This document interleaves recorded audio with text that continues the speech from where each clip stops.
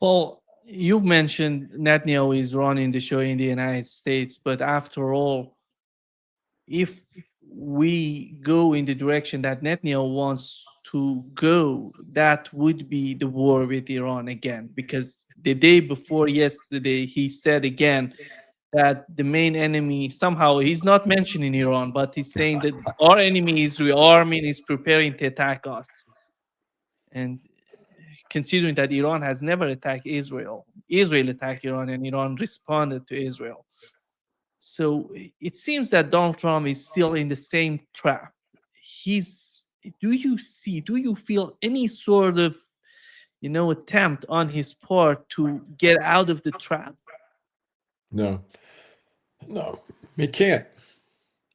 Um, he can't. His entire administration is Zionist. The foreign policy is Zionist. We just have had a lot of reports of the amount of money Israel is spending to purchase the churches that comprise American evangelicalism. They're pouring money into these churches whose pastors associate love of God with love of Israel. Christianity in the West, as far as I can tell, is dead. The only active churches are these evangelical ones, and they are now being purchased by Israel. So many of the Trump supporters are members of these churches. So here we have Israel buying the supporters through their churches. So what can Trump do? He can't do anything. Look, he's already been forced to attack Iran for Israel. He couldn't resist that. So how can he resist Israel's demand to go further? And where's the opposition? All the Americans, they want to help Israel. The only democracy in the Middle East.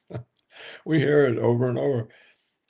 So I think the war with Iran is it can't be avoided as long as Netanyahu wants it.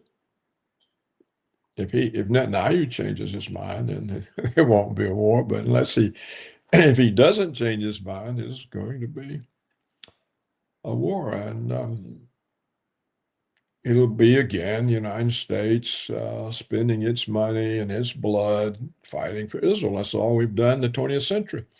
Once again, 7 countries in 5 years. Oh, we got 5 or 6 of them.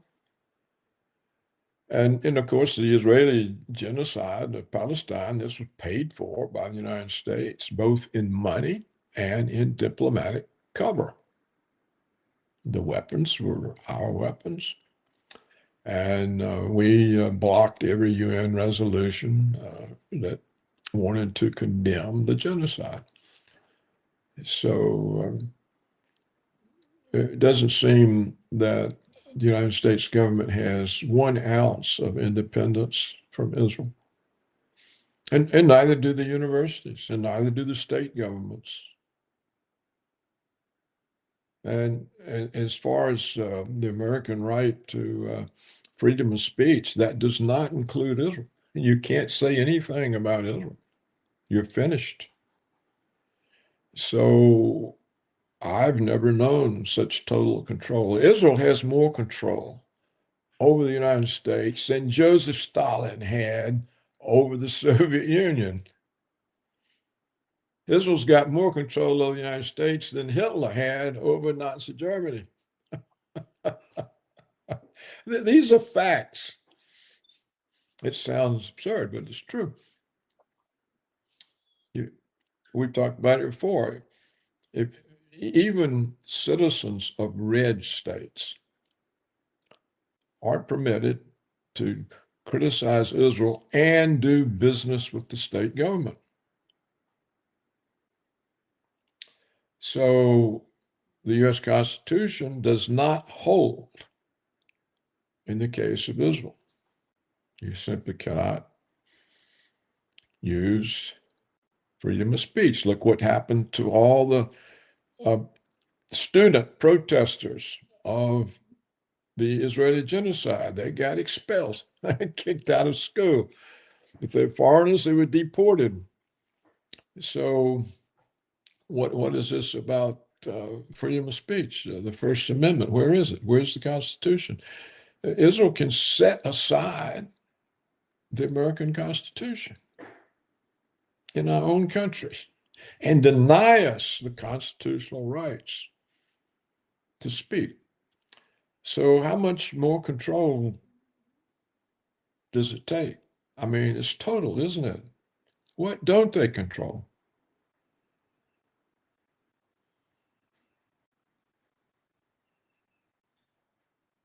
Paul,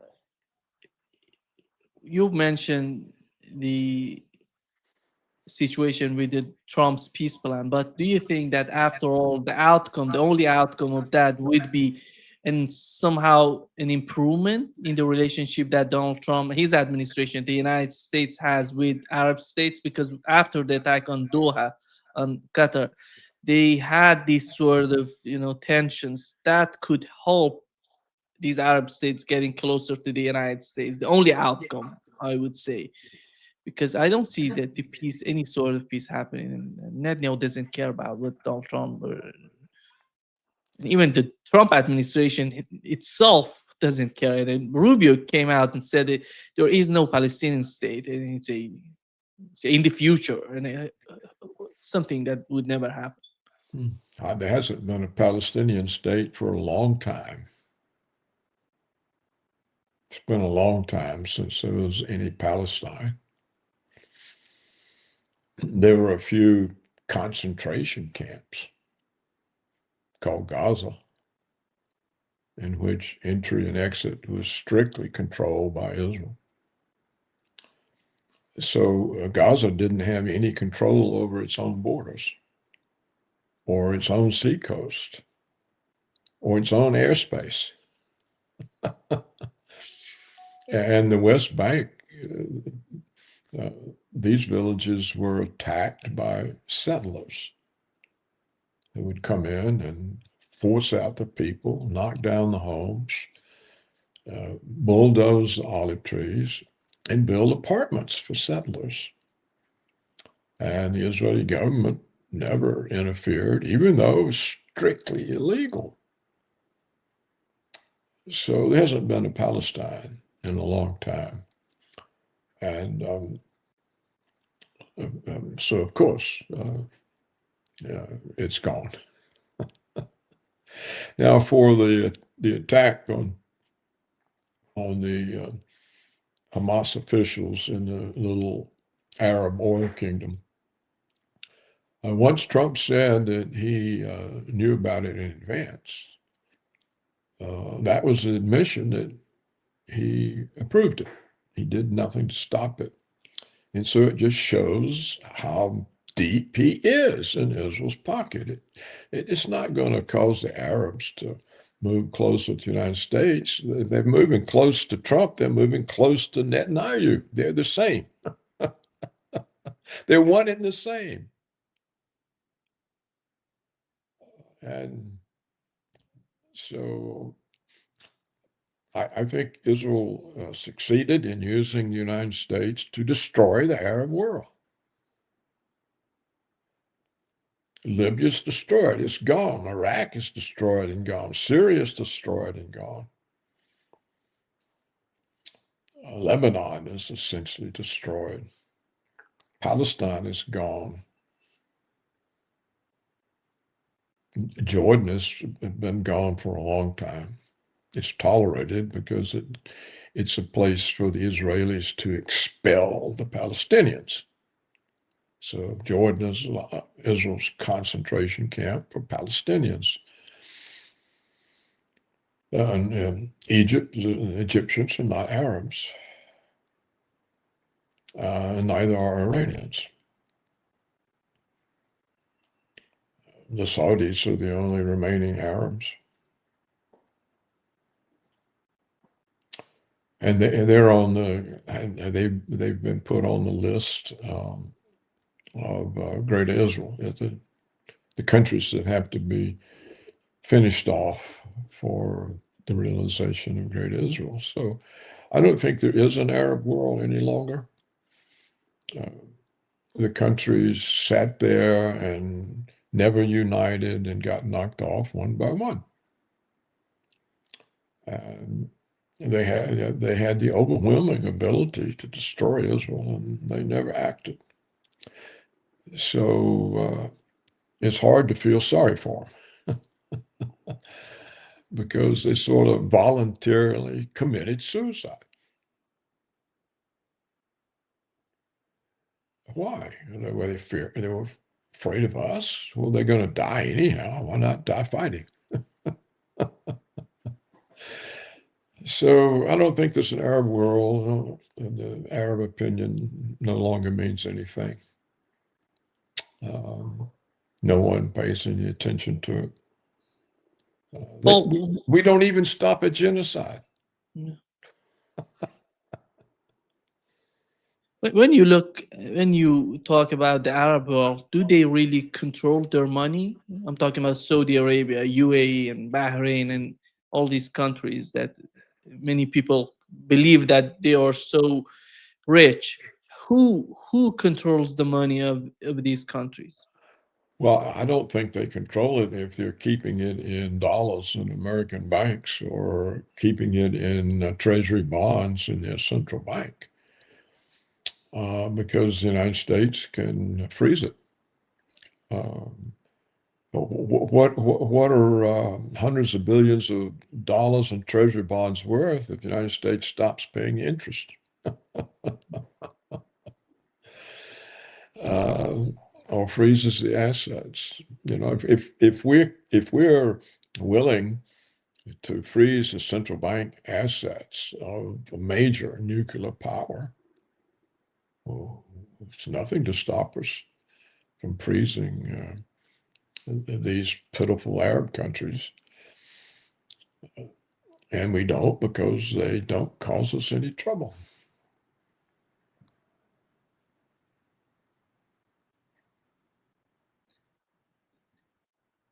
Iran is the big game, still the big game in the mind of Israelis. Looking at Donald Trump today, do you think he's going to accept? Because today he said that he wants to make a deal with Iran. I don't know if you've heard what he said. Here is what he said in Israel, Paul. Much death on the Middle East. The hand of friendship and cooperation is open. I'm telling you, they want to make a deal. That's all I do in my life. I make deals. I'm good at it. I've always been good at it. And I know when they want. Even if they said, we don't want to make a deal, I can tell you they want to make a deal. All right, they do. They want to make a deal, and we're going to see if we can do something because this is crazy what's happening, and we're not going to have this anymore.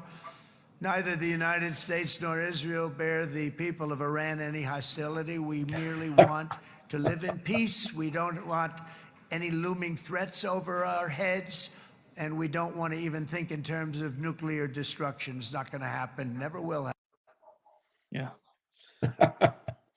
Well, see, what he means by peace is Iran surrenders. Peace means you surrender. And that's all it means. And, historically, governments always say, we want peace. This was Woodrow Wilson's claim. He was president of the United States during World War I.